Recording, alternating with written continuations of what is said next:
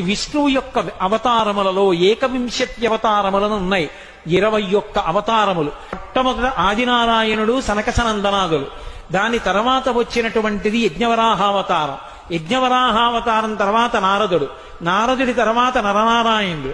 నరనారాయణుల తర్వాత వచ్చినటువంటిది కపిలావతారం. కపిలావతారం తర్వాత దత్తాత్రేయావతారం. దత్తాత్రేయావతారం తర్వాత యజ్ఞావతారం. యజ్ఞుని యొక్క అవతారం తర్వాత వృషభావతారం. వృషభావతారం తర్వాత వచ్చింది పృథు గారి అవతారం.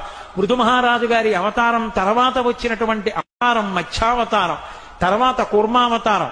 తర్వాత ధన్వంతరి. తర్వాత మోహిని. తర్వాత నరసింహుడు. తర్వాత వామనమూర్తి. తర్వాత పరశురాముడు. తర్వాత రాముడు. తర్వాత రామచంద్రమూర్తి. తర్వాత బలరాముడు. బలరాముడి తర్వాత కృష్ణ భగవానుడు. కృష్ణ భగవానుడి తర్వాత ఏకకాలంలో 2 అవతారాలు ఉంటూ ఉండొచ్చు వీటిల్లో. కృష్ణావతారం. కృష్ణావతారం తర్వాత బుద్ధావతారం. బుద్ధావతారం తర్వాత కల్క్యావతారం. ఈ 21 అవతారాలలో గమ్మత్తు ఏంటంటే ఒక అవతారం ఉండగా ఇంకో అవతారం వస్తూ ఉంటుంది.